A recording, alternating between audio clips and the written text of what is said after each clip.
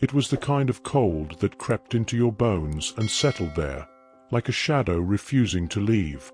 December 22nd, 7:22 in the morning, Detroit. A city used to hard winters and harder lives. But that morning, it felt different. Mina. Everett Thompson opened his eyes to the sound of the wind clawing at the window. The glass trembled, and the worn-out curtains barely held back the grey light of a lifeless dawn. He didn't move right away. He couldn't. His body was stiff from the cold, and his chest ached in that familiar way, a heaviness that had nothing to do with the temperature. He stared at the cracked ceiling, tracing the jagged lines with his eyes like they might offer an answer. But there was no answer, just the silence. The kind of silence that let you hear your own heartbeat, and your failures whispering right beside it. The apartment was no longer a home. It was a box of memories that now felt like a punishment. Every corner held a reminder. Ivy's old mug still sitting on the kitchen shelf, a broken lamp that Caleb had knocked over chasing shadows, the crayon drawings on the fridge with fading tape. But none of it mattered now. Rent was due 3 weeks ago. The lights had been cut off the week before. The heat had died with the first snowstorm, and Everett had used up the last of their gas station candles 2 nights ago. The air inside felt just as sharp as it did outside. And now, the eviction was no longer a threat. It was a fact. He sat up slowly, the old mattress groaning beneath his weight. He rubbed his hands together, trying to fight the stiffness in his knuckles. The skin had cracked days ago, and the cold made every movement feel like tearing paper. He was still wearing the same hoodie from yesterday, the one with the oil stains from his last real job, and even layered with an old flannel underneath, it didn't hold much warmth. In the corner of the room, 2 small figures were curled up beneath a pile of mismatched blankets. Willow, 8 years old, was still asleep, her long brown hair tangled around her face. She always slept facing her brother, one hand resting protectively over him like a mother would. Caleb, 6, was pressed against her side, his small fingers clutching the stuffed rabbit they both refused to leave behind. It was Ivy's from when she was a child. Now it belonged to them. They didn't know what was happening. Not fully. But they felt it. Kids always do. Everett stood up and walked barefoot across the cold wooden floor. The space was small, a single room with a curtain that once separated the sleeping area from the kitchen, though the curtain rod had snapped weeks ago. He glanced at the kitchen counter. Empty. No cereal. No milk. Not even the instant noodles he'd been stretching out for the last few days. He opened the small fridge out of habit. The hum was gone. The inside was hollow, except for a half-empty bottle of ketchup and a jug of water. He closed it again. Pointless. In the corner of the room, near the door, sat his old backpack. It was faded black, with one busted zipper and a torn strap he'd sewn together himself. He kneeled down and began packing with silent precision, the way someone does when they know every movement matters. A few pairs of socks, Willow's gloves, an extra t-shirt for Caleb, his own shaving razor, not because he needed it, but because it made him feel like a man to still carry it, a small tin of crackers, a bottle of water. The photo. The photo was from 3 years ago, taken at Belle Isle Park. Ivy had asked a stranger to snap it. All 4 of them, sitting on a picnic blanket with the river behind them. Ivy had a dandelion in her hair. Willow was showing off a missing tooth. Caleb had just learned to stand without holding anyone's hand. Everett looked tired even then, but there had been something else in his eyes. Hope, maybe, or something close to it. He placed the photo carefully between 2 t-shirts and zipped the backpack shut. Then he stood, walked back to the kids, and crouched beside them. "Willow," he whispered, brushing her hair back. "Sweetheart, time to wake up." She stirred, her eyes fluttering open. "It's still dark." "I know. But we gotta move, baby." She sat up slowly, immediately checking on Caleb. "Is he okay?" "He's just sleeping. Help me get him dressed." Willow nodded, no questions. She always tried to be brave. Everett helped her into her coat, a purple one with a ripped pocket, and then carefully dressed Caleb while he stayed half asleep. He didn't want them to feel rushed, but time was running out. He checked the window once more. Snow was falling again, soft and quiet. Outside, the city looked peaceful, but Everett knew better. Peace was just a pause between storms. Once the kids were bundled up, he grabbed the backpack, slung it over his shoulder, and led them to the door. He paused there. For a long second, he just stood, hand on the doorknob, eyes on the floor. It wasn't just a door. It was the last door. Behind it, everything they had. Ahead, nothing but uncertainty. "Daddy?" Willow asked. He turned and forced a smile. "Yeah, baby. Are we gonna be okay?" He nodded, but didn't speak. Words felt too heavy and too empty. With one deep breath, he opened the door. The hallway was colder than the apartment. Light bulbs flickered overhead, casting long shadows on the stained carpet. The silence was thicker out here. No sounds from the neighbors. Not this early. Not this close to Christmas. Everett didn't lock the door behind him. What would be the point? As they walked down the stairs, Willow holding Caleb's hand, Caleb still rubbing sleep from his eyes, Everett didn't look back. There was nothing left to look at. Every step forward was one away from failure, shame, and everything he couldn't fix. They stepped out into the morning snow, the city wrapped in grey light. Cars passed by in the distance. A bus hissed at the stop across the street. Somewhere, someone was playing Christmas music through a window. Frank Sinatra, maybe. It almost sounded cruel. Everett adjusted the backpack on his shoulder and held both his kids' hands tightly. The wind bit at their cheeks, and Willow shivered. "Where are we going, Daddy?" she asked again, quieter this time. Everett looked straight ahead. "We're just walking," he said. "We'll find a place." And so they did. 3 figures. 1 father. 2 kids. No home. Just a cruel winter. And an impossible decision. If you like interesting stories, leave your like, subscribe to our channel, and turn on notifications to stay updated with all our content. And let us know in the comments where you're watching this video from. We'd love to hear from you. Detroit had a way of swallowing you whole, slowly, silently, and without mercy, especially in winter. It was a little past 8 when Everett and the kids stepped off the sidewalk and into the unknown. Snowflakes danced through the air, some soft, some sharp, sticking to their hair, their jackets, their eyelashes. The sky was the same color as the cement beneath their feet, a cold, metallic gray that stretched in every direction, giving the impression that the world itself had frozen in place. Everett didn't know where he was going. He had no plan, no contact, no miracle waiting around a corner. But he kept moving, because stopping meant thinking, and thinking was dangerous now. It made room for fear, and fear made everything heavier. The city was waking up around them. A few cars zipped past, tires hissing on the slush-covered road. Buses groaned along their routes, half empty. Office lights flicked on in distant buildings.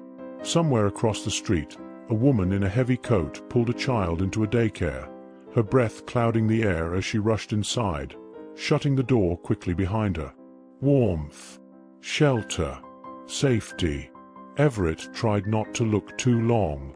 Willow and Caleb walked quietly at his sides, each gripping one of his hands. Caleb kept his eyes on the ground, watching the way his boots left little prints behind. Willow, ever alert, kept scanning the streets, as if she might spot something, anything that looked like home. The only sound was the snow crunching beneath their steps, and the occasional whistle of the wind snaking between buildings. They passed shops with windows full of Christmas decorations. Glittering lights, fake snow, toy trains looping around model villages, smiling snowmen. Joy on display like a museum they couldn't afford to enter. In front of a cafe, a speaker played a Christmas song, upbeat, cheerful, the kind that might lift spirits on any other morning. But to Everett, it felt like a slap. He glanced at the sign offering hot cocoa and cinnamon buns, and then quickly looked away before Willow noticed. But she did. She always did. "Daddy," she said, voice small, "are we gonna eat today?" Everett hesitated. "Not yet, baby," he said, keeping his voice steady. "But we will. I promise." She nodded, though her stomach growled loud enough for him to hear. Caleb didn't say anything, but he tightened his grip on Everett's hand. An hour passed. Then another.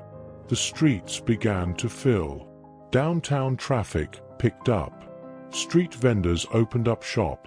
Hot dogs, pretzels, coffee. The smells were overwhelming. Everett's own stomach twisted with hunger, but he said nothing. Hunger was familiar. Hunger was manageable. But watching his kids fight it, that was something else. At one corner, they stopped for a red light. Across the street stood a family. Mother, father, 2 daughters in matching red coats. The girls were giggling, pointing at the snow falling onto their gloves. The father kissed the mother on the cheek. It was a simple moment, and yet it gutted Everett. He turned away quickly. They kept walking. The wind was getting worse. It blew harder down the open avenues, lifting snow into the air like powdered glass. Everett noticed Caleb starting to limp, not from pain, but from pure exhaustion. His legs were shorter, his body smaller.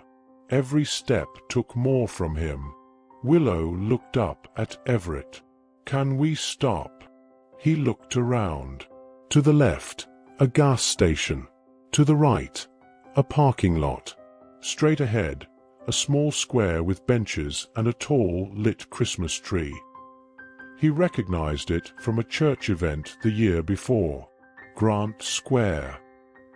He led them across the street, shielding them from the wind with his body.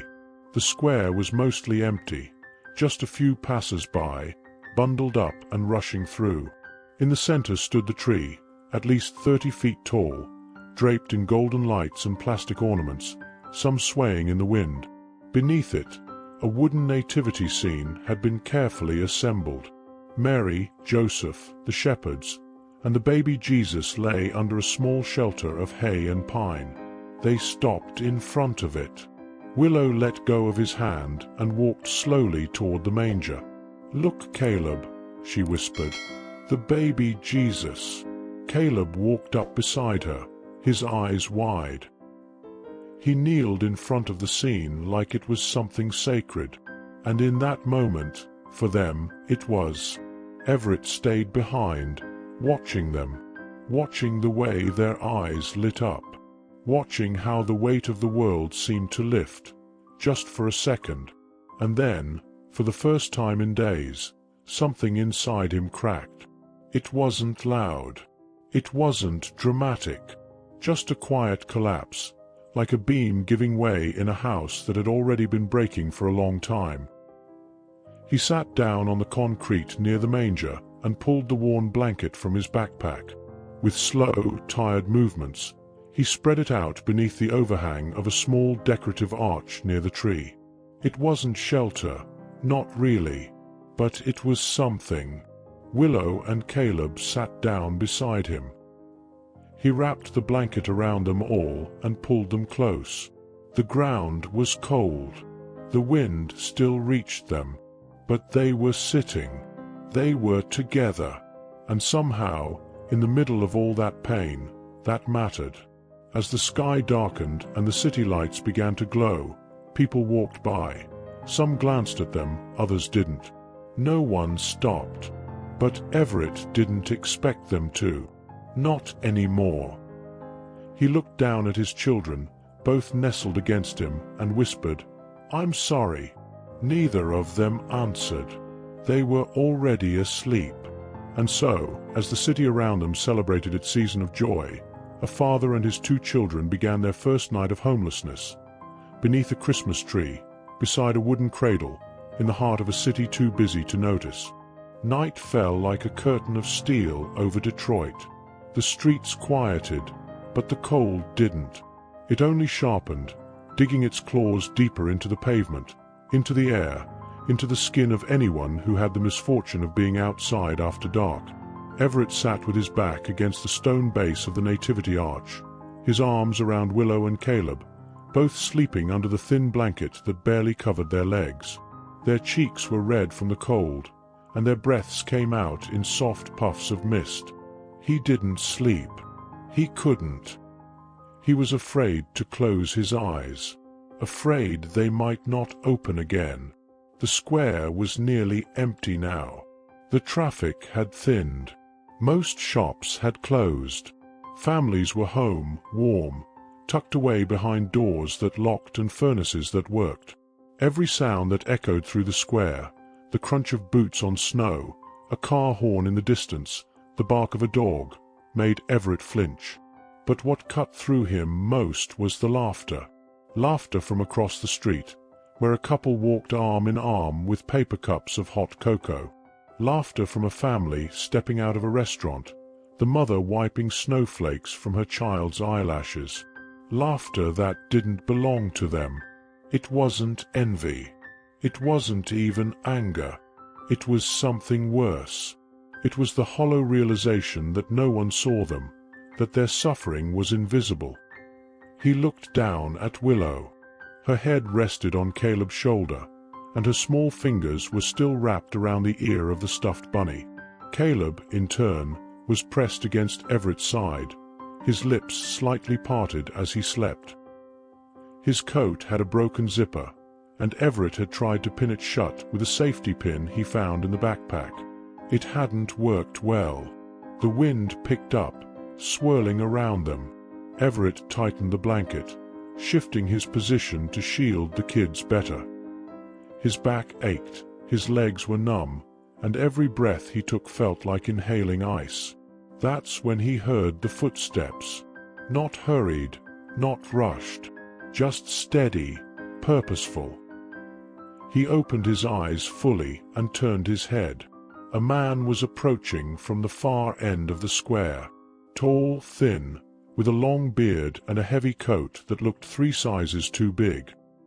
His jeans were torn at the knees, and his boots were duct-taped around the soles. He carried a plastic grocery bag, half filled with something that clinked as he walked. Everett's instincts flared. He shifted slightly, one arm protectively across Caleb's shoulders. The man noticed but didn't react. He stopped about 6 feet away and looked down at them. "First night?" he asked. His voice was rough. Not cruel, but like it had been dragged through too many cigarettes and too many broken nights. Everett didn't answer immediately. The man didn't seem dangerous, just familiar with this kind of darkness. "Yeah," Everett finally said, his voice low. The man nodded. "You picked the right spot. Light keeps people away. And the cameras," he gestured toward a street lamp overhead. "Make sure they don't mess with you." Everett glanced up. He hadn't noticed the camera before, just a black dome hanging off the pole. The man stepped closer, but not threateningly. "I'm Frank," he said. "Been out here a while. You got names?" Everett hesitated, then said, "Everett. These are my kids." Frank didn't ask for their names. He didn't ask what had happened. He didn't have to.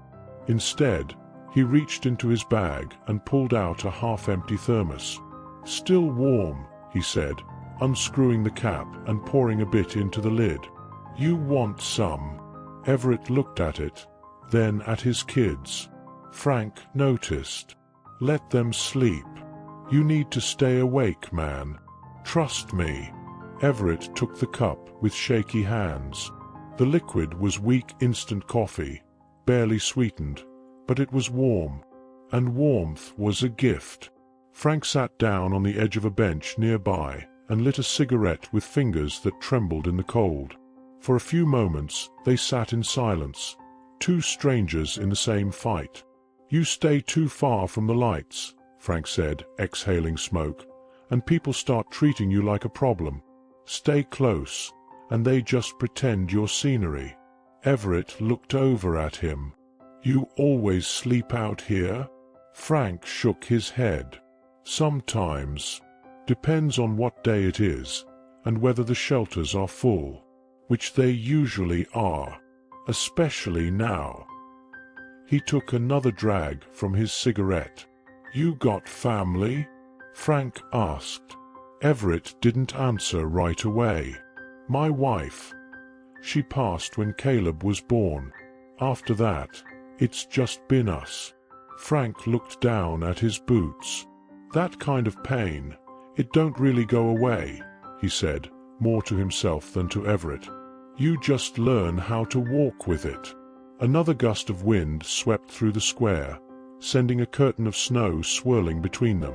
Frank stood, stretched his back, and tightened his coat. "Listen," he said. "You need to move by morning. Cops'll come sweep this area early.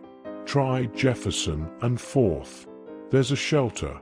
They might let the kids in, even if it's full." Everett nodded slowly, the information sinking in like bricks. Frank reached into his bag again and pulled out a small, beat-up packet of hand warmers. "Take these," he said. "Use them on the kids' hands and feet. The cold's what gets you first." Everett took them, stunned. "Why are you helping?" Frank shrugged. "Because someone helped me once," he said. "Didn't fix everything, but it kept me alive long enough to figure out what mattered." Then, with a nod, Frank turned and walked off into the night, his footsteps disappearing into the sound of wind and distance. Everett sat there a while longer, watching the steam rise from the thermos lid, feeling the bitter warmth slide down his throat. He looked down at his children again, sleeping as if the world hadn't fallen apart. And then, for the first time in days, he whispered something not out of desperation, but out of the tiniest, most fragile flicker of belief. "Maybe we'll be okay." Not because he had a plan, but because, for the first time, someone had reminded him that kindness still existed, and that maybe, just maybe, the cold wasn't the only thing out here. By the time dawn cracked over Detroit, the city was painted in pale shades of blue and white. Frost glazed the sidewalks like a warning, and the wind had settled into a colder, quieter kind of cruelty, the kind that whispered instead of screamed. Everett's legs were numb, his back aching from hours of sitting against the concrete. His arms had cramped from holding the children all night, but he didn't let go. He wouldn't. The weight of Willow and Caleb against him had become his anchor, the only thing keeping him from drifting into the dark spaces in his mind. Willow stirred first, rubbing her eyes and curling deeper into his side. Her nose was red, cheeks chapped. Caleb woke soon after, coughing lightly, his voice hoarse from the cold. Everett pressed one of the hand warmers Frank had given him into each of their gloves, trying to warm their fingers before they had to stand up. "We're moving now," he said softly. "We need to find something to eat." The kids didn't complain. Not a word. Just nods. Quiet, obedient exhaustion. They started walking again, heading east toward the older part of town. The streets were still mostly empty, except for a few early commuters and delivery trucks groaning through the snow. The hours that followed were a string of closed doors and colder shoulders. Everett tried everywhere. Little bakeries opening for the morning rush, corner shops with neon open signs flickering in the windows, street vendors setting up carts with steaming pastries. He didn't ask for money. He didn't beg. He just asked if they had something extra. Something no one was going to buy. Something they could spare. Most didn't look at him. A few muttered apologies and turned their backs. One woman at a deli counter gave him a long, judgmental glance and pulled her child closer before saying, "You shouldn't have them out here like this." Like he'd chosen this. He said nothing. There was no point. He walked on, growing weaker with every step. Caleb began to lag behind, dragging his feet, his little face pale and tired. Willow tried to encourage him, reaching out her hand, whispering, "Come on, Caleb, we're almost there." But there wasn't a there. There was nowhere left to try. Everett stopped on the corner of a quiet street. His stomach was burning with hunger now, and his head felt light, like the world was tilting slightly to one side. He spotted a small, fenced park nearby and led the kids toward it. A metal bench stood under a leafless tree. He sat, pulled Caleb onto his lap, and let Willow sit beside him. He didn't cry. He couldn't. His body didn't have anything left to give. He looked at them, his two reasons for breathing, and felt the sting of helplessness crawl up his spine. Then he saw her. Across the street, near the entrance of an alleyway, a woman was setting up a small table. Her hair was wrapped in a bright red scarf, her heavy coat patched in several places. The table she worked from was weathered and uneven, its legs propped up with bricks. On top of it sat a few small crates of fruit, apples mostly, and some overripe bananas. She was humming softly as she arranged them, hands moving slowly, deliberately. Everett hesitated. He didn't want another rejection. He didn't want to explain anything, but the hunger in his children's eyes was louder than his pride. He crossed the street, holding Caleb's hand and keeping Willow close. When he reached her, the woman looked up. Her eyes were tired, but warm. "Good morning," she said. Everett cleared his throat, his voice barely there. "Ma'am, I'm sorry to bother you. I don't have any money. I was just wondering if you might have anything that you wouldn't sell. Anything bruised, maybe." She studied him for a moment. Not with suspicion, not with pity. Just with recognition. As if she'd seen this kind of story before. She didn't ask questions. Instead, she reached into the crate and pulled out 2 apples. Not the worst ones. Not the bruised ones. Decent, clean, red apples. She handed one to each child with both hands, like it was something sacred. Caleb stared at it, wide-eyed. Willow said, "Thank you," softly, as if afraid to speak too loud might make the gift disappear. Then the woman turned to Everett and gave him a 3rd apple. "I don't have much," she said, "but I know what it's like to be out here with nobody watching your back." Everett took it with both hands, overwhelmed. I don't know how to thank you." "No need," she said, with a soft smile. "Just don't stop. Keep walking. Keep fighting for them. You'd be surprised who's willing to help, but you gotta survive long enough to find him." He nodded, too choked up to speak. She turned back to her crates, humming again, as if what she had done was nothing. They walked back to the park bench. Everett split his apple in half and gave part to each child, keeping only a small bite for himself. They sat there in silence, eating slowly, cherishing the simple joy of something warm, sweet, and real in their mouths. Willow leaned her head against his arm. "Thank you, Daddy," she said, barely louder than the wind. "I know you're trying." Everett looked straight ahead, swallowing hard. He reached for her hand and Caleb's too, holding them both.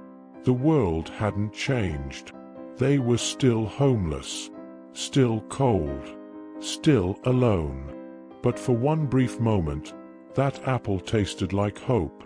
The sun was beginning its slow descent behind the skyline when Everett realized the temperature was dropping again. The cold didn't creep anymore. It attacked. The kind that made your bones feel brittle and your breath burn inside your lungs. It was nearly 5 in the afternoon. The wind was rising, whipping snow into tight spirals across the sidewalks, and the slush beneath their feet had started turning back into solid ice. Everett had stopped checking the time hours ago. The only clock that mattered now was daylight, and it was running out. They walked along Washington Avenue, moving slower now. The children were tired, and Everett could see it in their legs. Caleb stumbled every few steps, and Willow had started holding his hand more tightly, whispering small words of encouragement. She was trying to be strong. For her brother. For Everett. She was 8, and already too brave for her age. Every step Everett took felt heavier than the last. His shoulders ached from the backpack, his feet soaked from the holes in his boots. His eyes kept scanning the streets for something, anything, an alley that wasn't dangerous, a covered bench, even a dumpster that might shield them from the wind. But what he saw instead was a church, a modest, white building, nestled between 2 abandoned storefronts, the First Methodist Church of Central Detroit. He didn't remember passing it before. Maybe he had.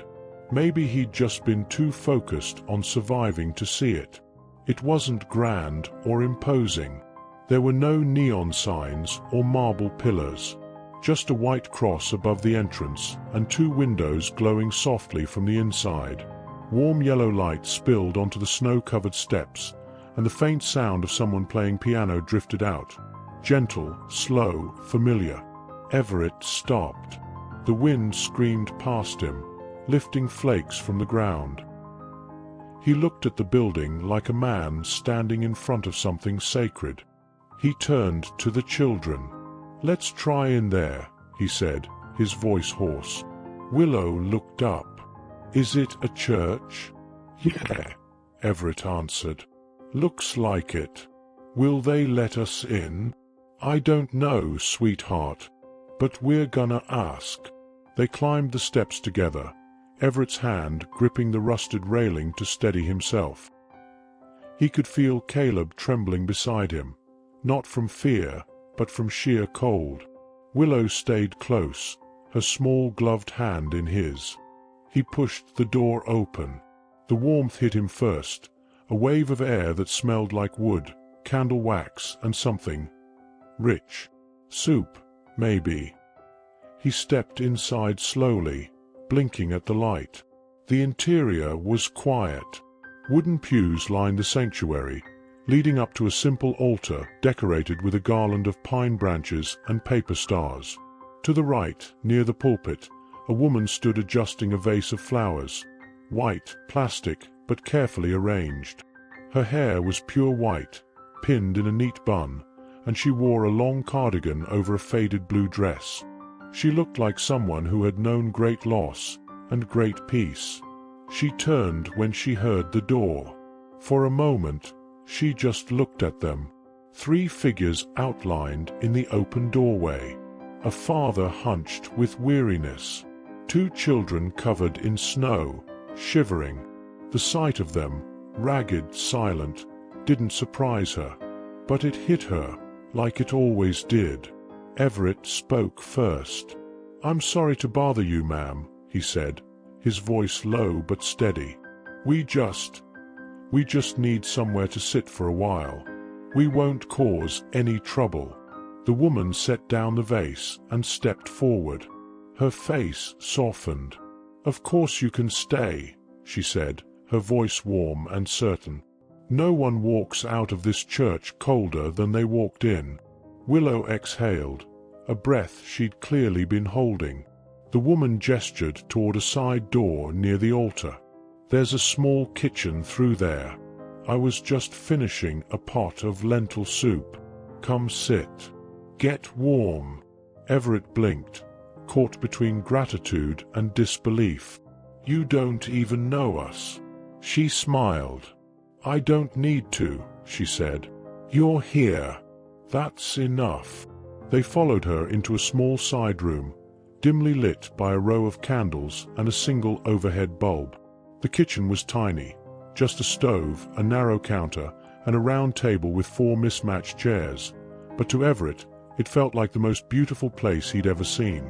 The woman poured soup into bowls, generous portions, steam rising in thick curls. She handed one to each child, then one to Everett. "No need to rush," she said gently. "Eat slow. Let it reach your chest." Willow and Caleb were too hungry to speak. They dipped their spoons in and ate, the warmth returning color to their cheeks. Everett sat still for a moment before taking his first bite. The soup was thick, salty, perfect. He closed his eyes for a second, letting it sit in his mouth like it was a memory. "I'm Lorraine," the woman said, as she pulled a blanket from a cabinet and draped it over Caleb's shoulders. "I've been with this church for over 30 years. My house is right next door." Everett looked up. "Thank you, Lorraine. I'm Everett. These are my kids, Willow and Caleb." Lorraine gave a small nod. "You don't need to explain anything tonight. Just rest. Stay warm. There's a room in the back if you need to lie down for a while. It's not much, just a cot and an old space heater, but it's better than the street." Everett didn't respond right away. His eyes welled, but he blinked quickly and swallowed hard. "No one's offered us a place," he said finally. "Not like this. Not since." He didn't finish. He didn't need to. Lorraine didn't push. She simply said, "You're safe here." And those words, simple, soft, unwavering, struck something deep in Everett's chest. Not because they were dramatic, but because, for the first time in days, they were true. That night, after the children had eaten and curled up on the cot under the worn quilt Lorraine had provided, Everett sat alone in the sanctuary. The lights were low, the silence sacred. He looked up at the wooden cross. He didn't pray. He didn't speak. He just sat. And for the first time in weeks, the silence didn't feel like punishment. It felt like mercy. The next morning arrived not with sunlight, but with the soft clink of dishes being set on a kitchen counter. It was still early, somewhere between dawn and the first signs of life on the streets. But inside Lorraine's modest home, next door to the church, warmth was already awake. Everett stirred from the couch, disoriented for a moment. He sat up slowly, unsure of where he was. Then he remembered. The soup, Lorraine's voice, the room with the cot where the kids had fallen asleep in seconds. He rubbed his face with both hands, the sensation of warmth beneath his fingers still unfamiliar after so many days without it. From the hallway, the sound of soft footsteps approached. Lorraine appeared, carrying a tray with toast, scrambled eggs, and 2 mugs of steaming milk. "Good morning," she said, her voice already full of calm energy. "The little ones are still asleep. Let them rest." Everett stood, embarrassed. "You didn't have to." "I did," she interrupted gently, setting the tray down on the table. "You needed rest. They needed comfort. And I needed company." There was no pity in her voice, only something else, something like quiet gratitude, like she, too, had been waiting for something, or someone, without even realizing it. Willow entered the room first, her long hair tangled from sleep, her small voice still raspy. "Morning," she said shyly. Lorraine smiled and motioned to the food. "Come eat, sweetheart.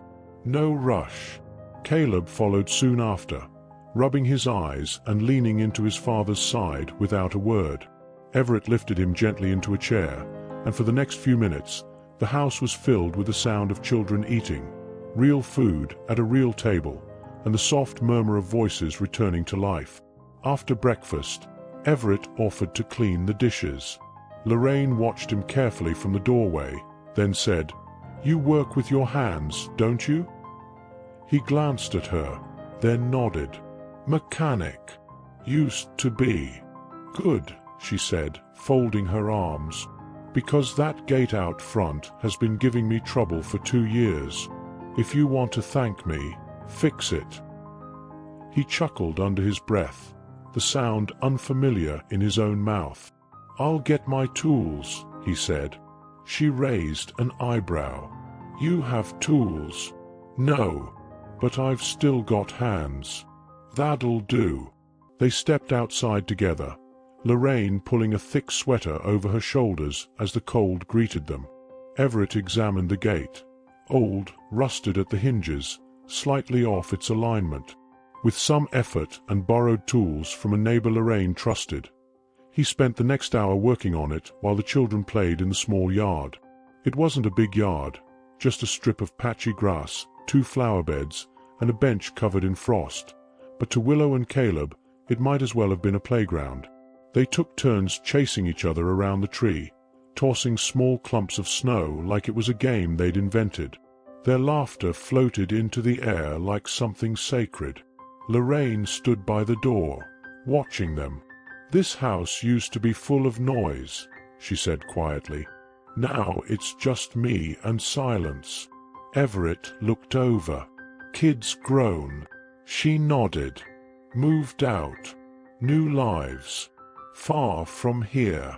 We talk sometimes, but it's not the same." He didn't ask for details. He didn't need to. Pain recognizes pain. Later that day, Lorraine invited them to stay another night. Everett didn't even try to protest. She wouldn't have let him. Instead, he helped her clean the gutters, tighten the loose railing on the porch, and replace a few flickering light bulbs in the church hallway. He worked like a man who hadn't felt useful in months, because he hadn't. That night, they ate dinner together, a simple meal of rice, chicken, and roasted vegetables from a backyard garden Lorraine had tended all year. She pointed at the carrots and said, "Those were stubborn, grew sideways like they were lost." Willow giggled. "Like us." Lorraine smiled, her eyes shining. "Yes, just like you." After dinner, Lorraine brought out a box of old craft supplies and showed the kids how to make Christmas ornaments from paper and buttons. Caleb glued 2 stars together and whispered, "It's for the tree." Willow folded a snowflake and hung it on a potted plant, saying, "It counts, right?" Everett sat back, watching them, heart full and cracked all at once. He hadn't seen them smile like this in so long, it almost hurt. Later, after the children were asleep again, this time in a makeshift bed on the floor of Lorraine's living room, Everett stayed behind at the kitchen table while Lorraine made tea. "I never thought we'd end up in a place like this," he said, barely above a whisper. Lorraine set a cup in front of him. "You're not in a place," she said. "You're in a moment. And moments change." He looked at her, really looked. Behind the gentle expression, he saw the same weariness he carried, but softened, shaped by years of surviving. A woman who had weathered storms of her own, and yet still stood.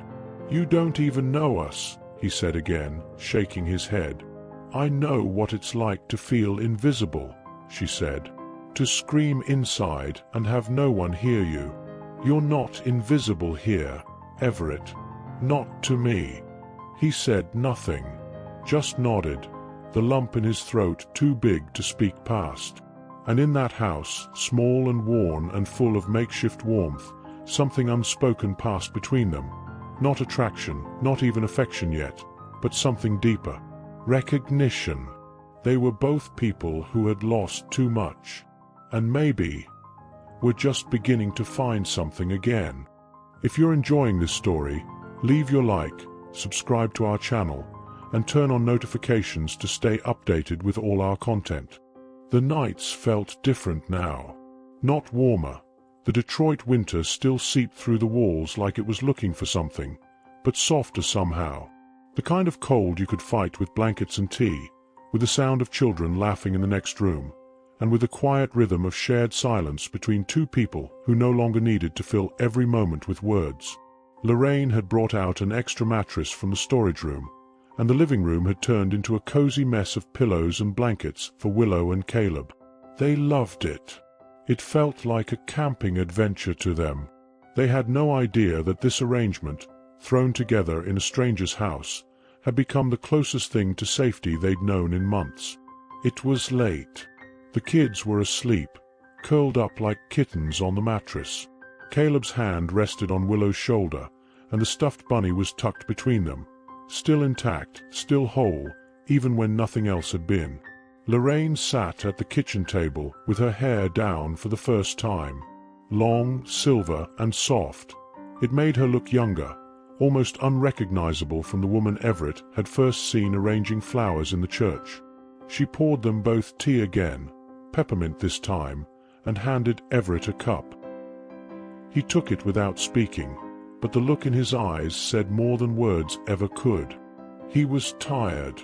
Not just in his body, in his soul. They sat in the low light of the kitchen, the only sound coming from the old clock on the wall and the occasional creak of the house settling into the cold. After a long moment, Lorraine broke the silence. "Do you ever talk about her?" she asked softly, without looking at him. Everett didn't answer at first. He stared into the tea like he could see the years he'd tried so hard to forget. "Not much," he finally said. "It hurts. And the kids, they were too young to really remember." Lorraine nodded. She didn't press him. She just waited. Everett took a slow sip, then set the cup down. His voice was low, careful. "Her name was Ivy. We met when we were 17.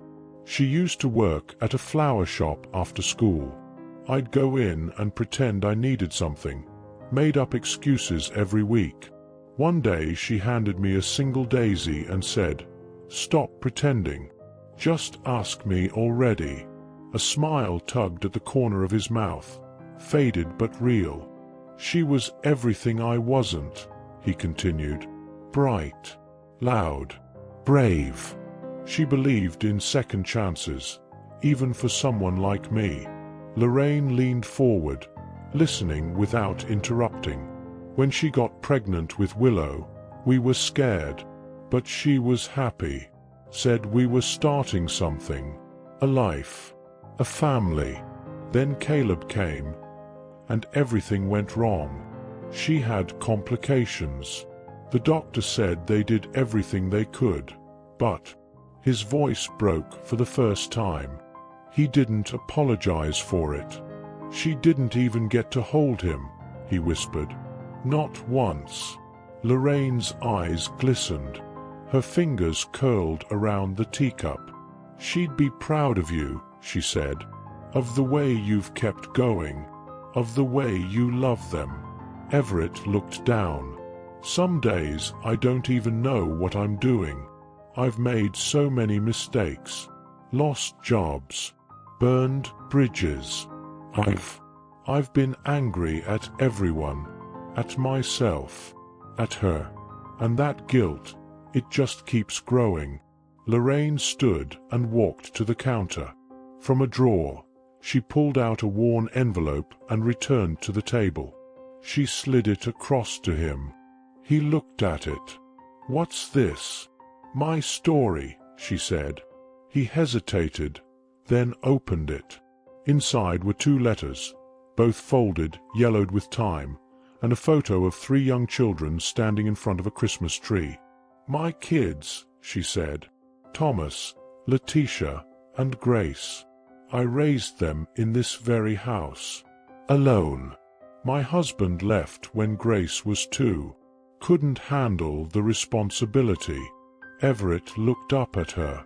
"What happened to them?" "They grew up," she said quietly. "Got tired of struggling. Tired of me holding things together with glue and prayers. Thomas left first. Letitia stopped calling after college. Grace. We had a fight years ago. I said things I can't take back." She sat down again, her shoulders straighter now, but her eyes still full of hurt. "I spent years being strong, keeping the lights on, making holidays happen. But strength doesn't mean they'll stay, and pride doesn't help bring them back." Everett held the photo for a long time. "They ever write to you?" "No," she said. "But I write to them. Once a year, at Christmas. I never send them.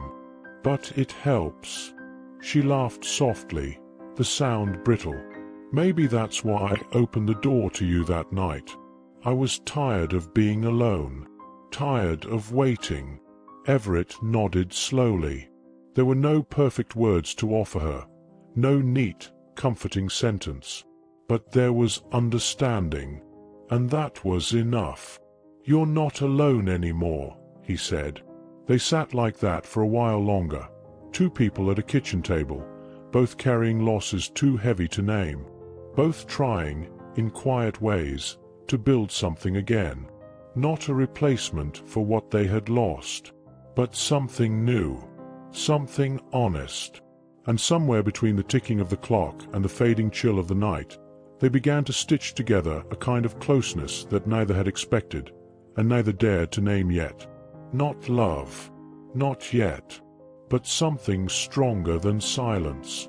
It was strange how quickly the human heart could adjust, how, even after months of cold pavement and rejection, one could still remember how to smile in the warmth of a kitchen, or how to laugh at the crackle of a burnt pancake. 3 days had passed since Everett and the kids first stepped through Lorraine's church doors. 3 days of borrowed peace. 3 days without running, without hunger gnawing at their stomachs like a second heartbeat. Everett didn't take any of it for granted. He woke up early each morning and worked with his hands, tightening bolts on the old fence, repairing the loose tiles in the church bathroom, insulating the cracks in Lorraine's windows. He worked not just because he wanted to repay her, but because doing something with purpose felt like breathing again. Lorraine noticed. She always did. She never said much, but she'd leave out small tools for him in the morning, next to a mug of hot coffee and a plate with 2 slices of buttered toast, one always slightly burnt, the way Everett seemed to like. Willow and Caleb had transformed. They ran barefoot through the house now, their laughter echoing off the walls, filling every crack that silence once lived in. Lorraine had given them a corner of the living room to make their own, a little reading nook made with pillows and donated children's books from the church library. It wasn't much, but it felt like magic to them. That afternoon, Willow was sitting on the front steps with a pair of scissors, cutting colorful shapes from old construction paper. Lorraine was beside her, holding a box of buttons and string. "We're going to make ornaments for the tree," Willow explained proudly when Everett walked up. "Real ones. Not from the store." He smiled. "That sounds perfect." Caleb was kneeling in the dirt a few feet away, carefully watering a frozen section of the garden with a plastic cup. It made no sense. The ground was too cold, but he insisted. Lorraine had told him that carrots needed love and time, and he took it literally. From the kitchen window, Lorraine watched them. A soft smile tugged at the corners of her mouth. Later that day, as the sun began its descent, Everett finished mending the last of the fence panels. He stood, stretching his back, when Lorraine stepped outside with a thermos of tea.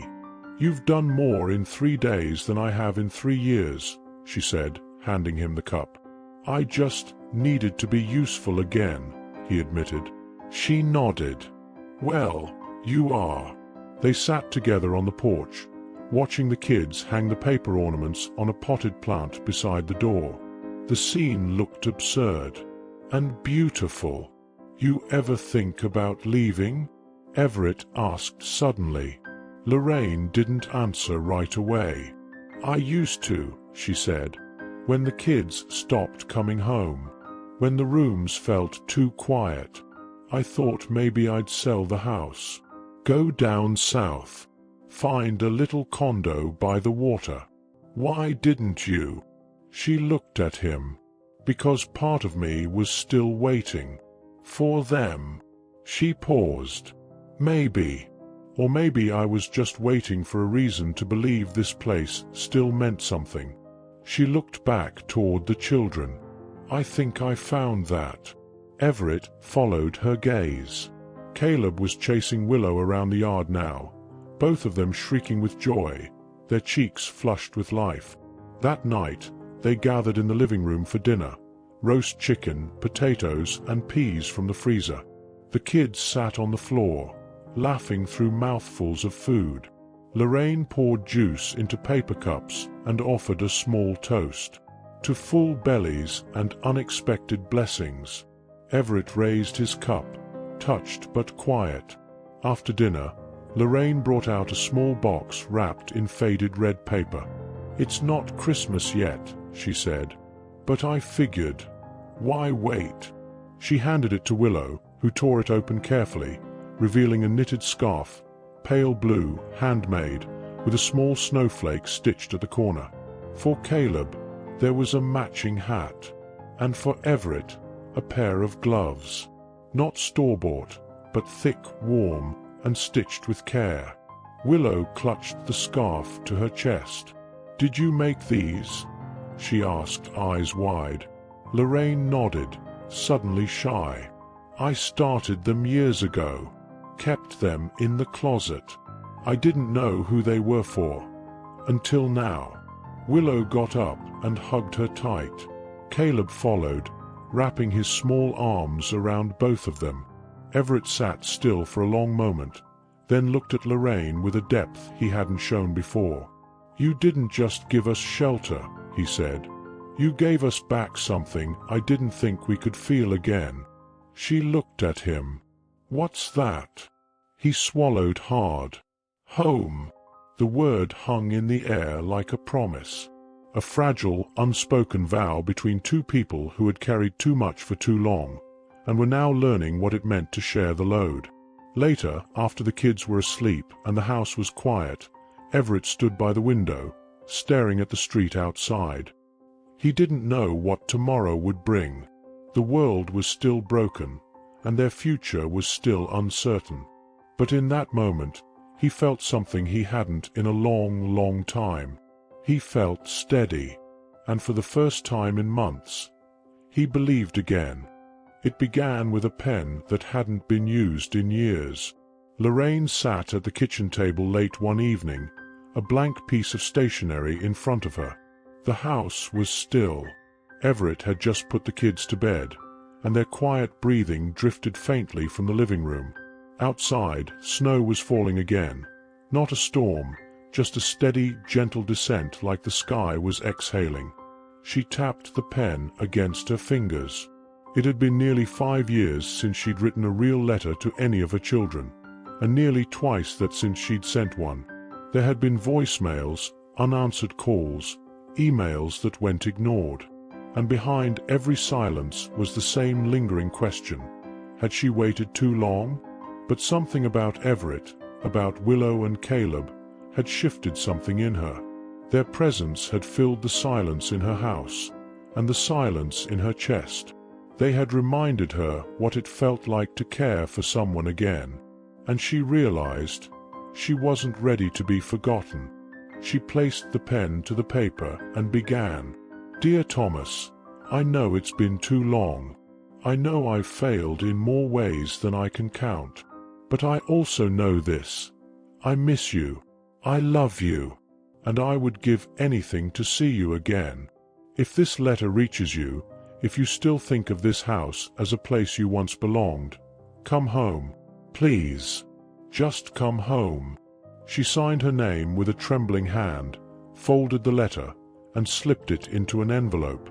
The address hadn't changed. She just didn't know if he'd ever care to read it. But she mailed it the next morning. And then, she waited. 4 days passed. The house remained filled with the usual rhythm now. Everett fixing things in the church basement, Willow helping Lorraine bake cookies with mismatched ingredients, Caleb creating gardens made of dirt and bottle caps in the yard. It was a kind of life none of them had expected, but all of them needed. Lorraine tried not to think about the letter, tried not to watch the street every time a car passed, but she did. She couldn't help it. And then, on the 5th day, it happened. It was just after lunch when a sound echoed from the driveway, tires crunching over snow. Everett stepped outside first, cautious. Lorraine followed. A blue pickup truck pulled up slowly and came to a stop. For a moment, no one moved. Then the door opened. A man stepped out, mid-30s, tall, with strong shoulders and cautious eyes. He looked like someone who had been carrying too much for too long. His hair was short, beard trimmed but tired. He scanned the house, the porch, then his eyes landed on Lorraine. He didn't smile. Not yet. He just said one word. "Mom." Lorraine froze. Her hand flew to her mouth. She took one step forward, then another, until she was running across the snow, and before either of them could stop shaking, she threw her arms around him. He held her tightly, burying his face in her shoulder like he had as a child. Inside the house, Willow peeked through the window, then turned to Everett. "There's a man hugging Miss Lorraine," she said. Everett stepped outside just in time to hear Lorraine whisper through tears, "I didn't think you'd come." "I didn't either," Thomas said, his voice thick. "But I read the letter, and I couldn't stop thinking about it." They stood like that for a long time. Then, slowly, Lorraine turned toward Everett. "This is Thomas," she said, still holding his arm. "My son." Thomas extended his hand. Everett shook it. "I've heard a lot about you," Thomas said. "Thank you for looking out for her." Everett nodded. "She's been looking out for us." Later that evening, around the kitchen table that had become the center of everything, Lorraine told the full story. About the fights, about the distance, about the years lost to pride and pain. Thomas listened, quietly, thoughtfully. Then, as Willow helped set the table and Caleb arranged the plastic forks with dramatic importance, Thomas looked around and said something Lorraine hadn't expected to hear. "You still make it feel like home." She looked at him, tears threatening again. "You never stopped being my mother. I was just too angry to remember what that meant." He stayed the night, on the couch that Everett had vacated without hesitation. And in the morning, another surprise came. Lorraine had told Thomas about Letitia, her oldest daughter, now living 3 hours away. He hadn't spoken to her in years either. But that morning, he made the call. And Letitia picked up. 2 days later, she arrived. With her husband. And her 2 kids. A whole carload of noise and nervous energy, and gifts they didn't need but brought anyway. The house exploded with life. The walls that had once echoed with loneliness now pulsed with laughter, overlapping voices, footsteps from room to room. Willow and Caleb were shy at first, but Letitia's daughter, Zoe, took Willow by the hand and asked if she liked glitter glue, and that was it. They were inseparable by dinner. Everett stood in the doorway watching the chaos. Lorraine came to stand beside him, holding 2 mugs of coffee. "You okay?" she asked. He smiled. "I don't know what this is. but I think I've been needing it for a long time. So have I. She hesitated, then added, You don't have to keep running, Everett. You've got hands. You've got a good heart. You've got those 2 kids who adore you. Stay. He looked at her. Really looked at her. Is that what you want? She nodded. It's what this house wants. He looked back toward the kitchen, where Willow was teaching Zoe how to fold paper stars, and Caleb was giggling at something Thomas was showing him with toothpicks and marshmallows.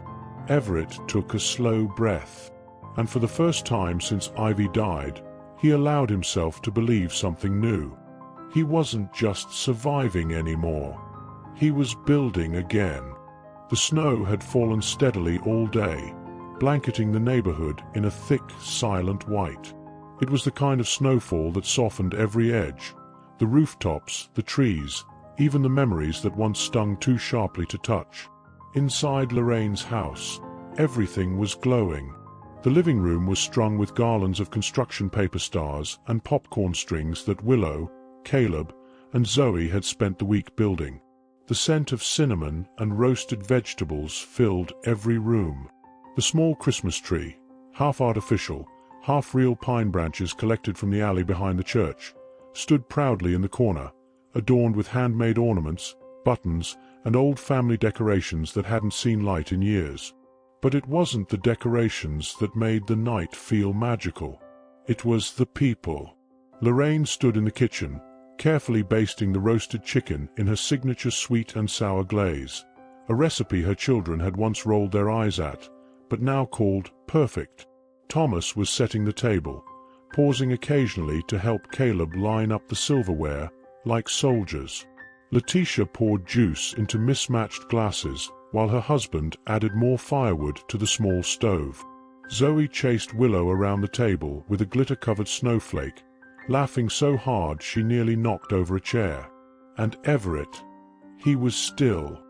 He stood in the doorway, just watching it all. Not as a guest, not as someone passing through, but as part of it. He couldn't remember the last time he had seen his children so alive. Willow, so full of light she practically glowed. Caleb, smiling without the tightness of fear behind it.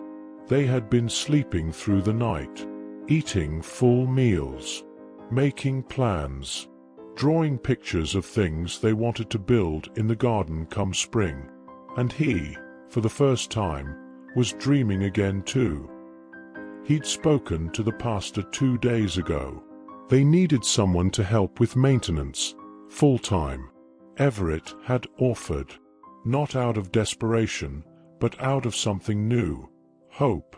There was still paperwork to figure out, background checks, a few old debts he'd have to settle somehow.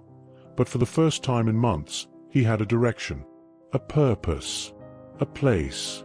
As the final touches were laid on the table, Lorraine called everyone to gather.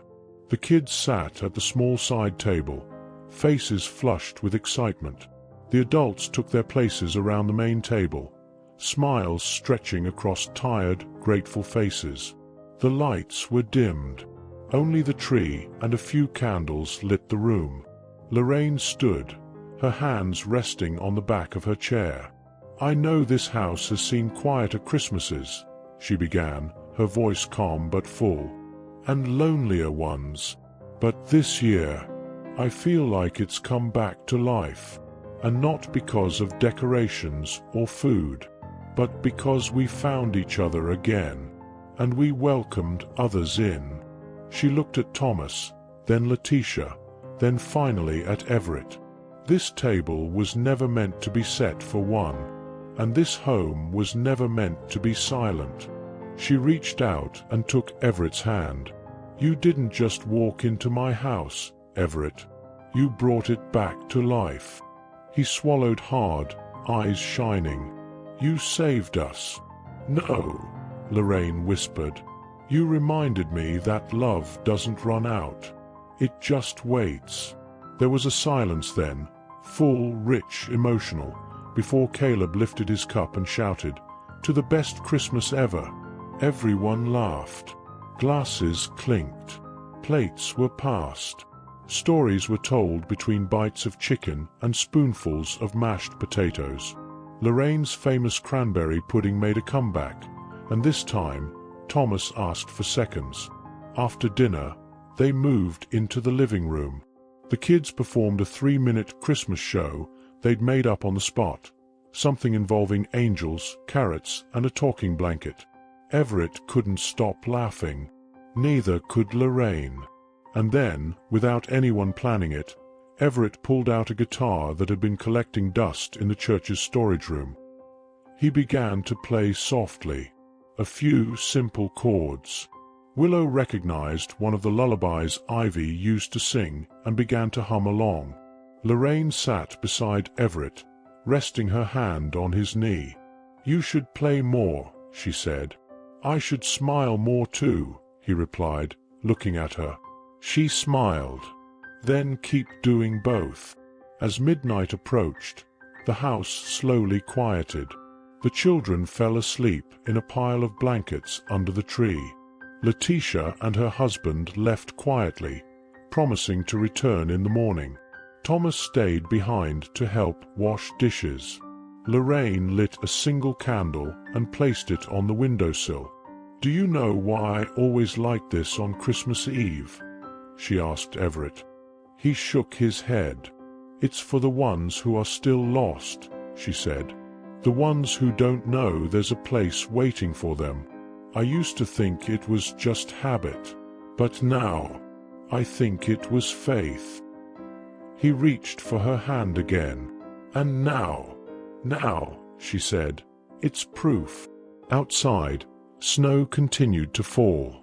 Quiet, steady. Inside, a small group of souls, once broken, once drifting, had found warmth in one another. It wasn't a fairy tale. It wasn't perfect. But it was real. And sometimes, that's all a person needs. A real moment. A real home. A real chance. And if you like this story, you'll surely love the next one appearing on your screen. Don't forget to subscribe to our channel, leave your like, and turn on notifications. See you next time.